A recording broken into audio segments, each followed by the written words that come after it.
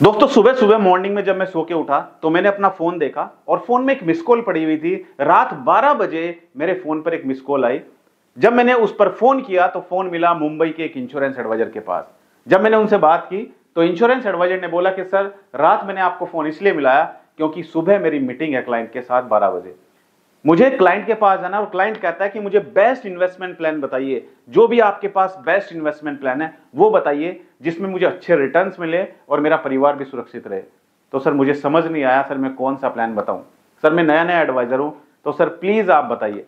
तो मैंने सोचा कि क्यों ना एक वीडियो बनाई जाए ताकि हजारों लाखों इंश्योरेंस एडवाइजर भी समझ पाए कि अगर आप भी अपने क्लाइंट के पास जाते हैं और आप भी ये जानना चाहते हैं कि कौन सा प्लान अपने क्लाइंट को बताए तो ये वीडियो आपके लिए।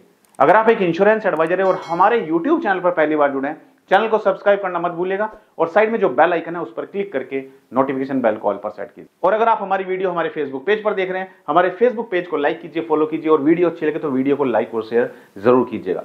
आइए शुरू करते हैं वीडियो को और सबसे पहले समझते हैं दोस्तों, आप जब LIC पॉलिसी बेचने जाते हैं क्लाइंट के पास तो कितनी सारी पॉलिसीज होती है, बहुत सारी पॉलिसीज होती हैं, लेकिन इतनी सारी पॉलिसीज में से समझ नहीं आता है कि हम क्लाइंट को यूलिप प्लान बताएं, हम क्लाइंट को टर्म इंश्योरेंस बताएं, हम क्लाइंट को एंडोमेंट पॉलिसी बताएं या फिर हम क्लाइंट को कोई और प्लान बताएं।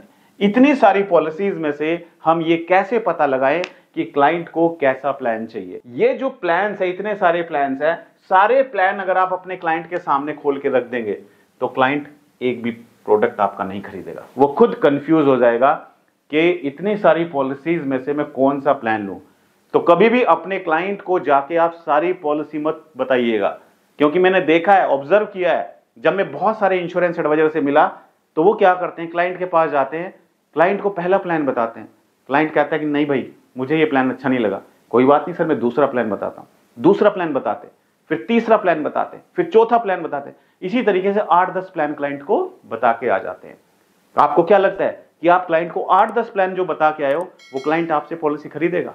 आप खुद उसको कंफ्यूज करके आ गए हो, वो खुद कंफ्यूज हो चुका है, उसको खुद समझ नहीं आ रहा कि कौन सा प्लान लेना चाहिए। ऐसी गलती आपको कभी नहीं करनी है और मुझे पता है कि आप ऐसी गलती करते हो।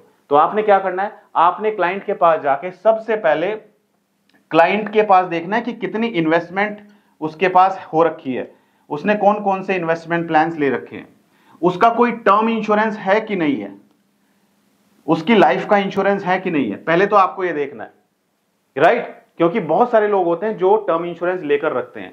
अगर उसके पास टर्म इंश्योरेंस है तो बहुत अच्छी बात है, अगर टर्म इंश्योरेंस नहीं है तो आपको क्या करना है, आपको उस क्लाइंट को टर्म इंश्योरेंस पॉलिसी सबसे पहले बतानी है। टर्म इंश्योरेंस क्लाइंट को जरूर बताना है, राइट? और हम ये नहीं बताते हैं, टर्म इंश्योरेंस नहीं बताते। क्यों? क्योंकि टर्म इंश्योरेंस में प्रीमियम कम होता है, इसलिए हम टर्म इंश्योरेंस पॉलिसी नहीं बताते हैं, राइट? तो दोस्तों सबसे पहले आपको फोकस करना है क्लाइंट बनाने में, ना कि प्रोडक्ट बेचने में। हम क्या करते हैं, हम गलती करते हैं, हम पहली मीटिंग में ही सोचते हैं कि जिस क्लाइंट के पास गए इसको एक एंडोमेंट पॉलिसी बेच कर आ जाए, और एंडोमेंट पॉलिसी का प्रीमियम कितना होना चाहिए, कम से कम 50,000 रुपए। क्लाइंट आज ही आपको 50,000 का चेक दे दे, और ऐसा होता नहीं है, ऐसा होता नहीं है। और आप उसको फॉलोअप करते रहते हो, फॉलोअप करते रहते हो, बाद में जाके वो मना कर देता है और बोल देता है मैंने तो टर्म इंश्योरेंस खरीद लिया। होता है कि नहीं होता है? तो सबसे पहले आप देखो कि इसके पास पहले से टर्म इंश्योरेंस है कि नहीं है।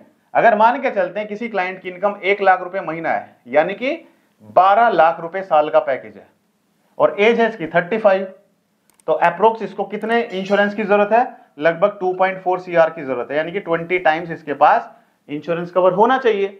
लेकिन इसके पास अभी कोई इंश्योरेंस कवर नहीं है, तो आप इसको अगर 50,000 एंडोमेंट पॉलिसी बताएंगे तो ठीक है, चलो इंश्योरेंस खरीद लेगा। लेकिन इसके साथ साथ दोस्तों, इसके साथ साथ क्या करेंगे, अगर 50,000 का वो प्रीमियम दे रहा है आपको, तो लगभग कितना, 20 लाख का उसको इंश्योरेंस कवर मिलेगा।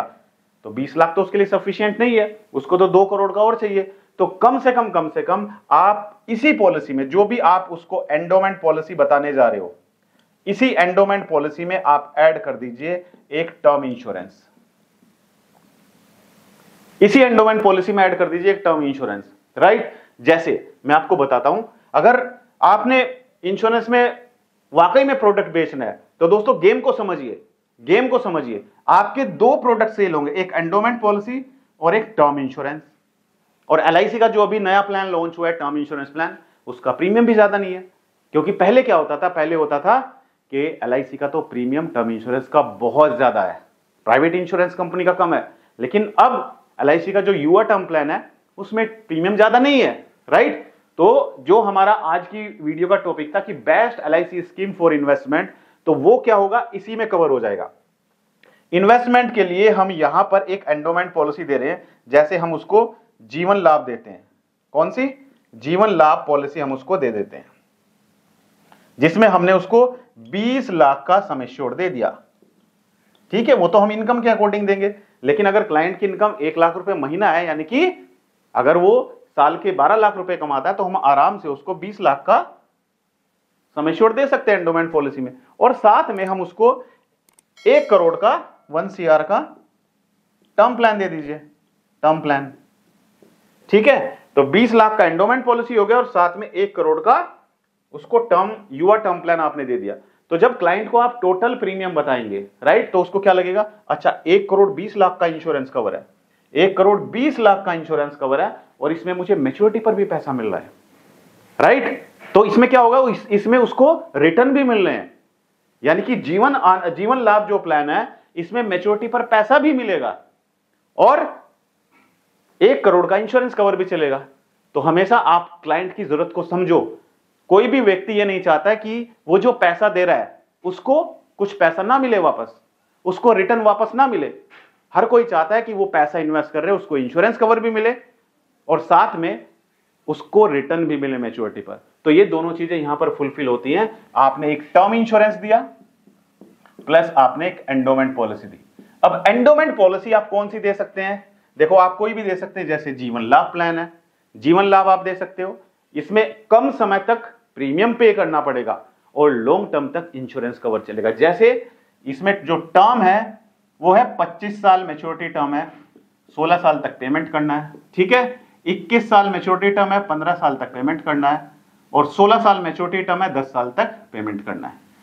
ठीक है, अगर कोई क्लाइंट है जो कहता है कि मुझे कम समय तक प्रीमियम पे करना है, तो आप ये पॉलिसी दे सकते हो, राइट। समझ आ रहा है कि नहीं आ रहा है? कमेंट करके जरूर बता दीजिए। अगर मन में कोई सवाल है तो भी कमेंट कर दीजिएगा। और दोस्तों, मुझे कमेंट करके आप बताइए, क्या आपको पता है कि किस तरीके से आप फेसबुक के द्वारा आप घर बैठे बैठे लीड जनरेट कर सकते हैं, इंश्योरेंस के क्लाइंट ढूंढ सकते हैं? अगर नहीं पता है तो कमेंट कर दीजिएगा। अगली वीडियो में इसी टॉपिक के बारे में बनाऊंगा, लेकिन तब बनाऊंगा जब ज्यादा कमेंट्स मेरे पास आएंगे, राइट। क्योंकि जब आपके पास क्लाइंट आएंगे तभी आप ज्यादा लोगों को इंश्योरेंस पॉलिसी बेच सकते हैं। तो दोस्तों, आपको वीडियो कैसा लगा कमेंट करके बताइए। अच्छा लगा तो भी कमेंट कीजिएगा और बुरा लगा तो भी कमेंट कीजिएगा। और अगर किसी दूसरे टॉपिक के बारे में वीडियो चाहते हैं तो भी आप कमेंट करके बताइए। मैं चाहता हूं कि आप सभी इस साल जरूर MDRT COT TOT करें। मिलते हैं अपनी अगली एक और दिलचस्प वीडियो में, तब तक के लिए thank you so much, good bye.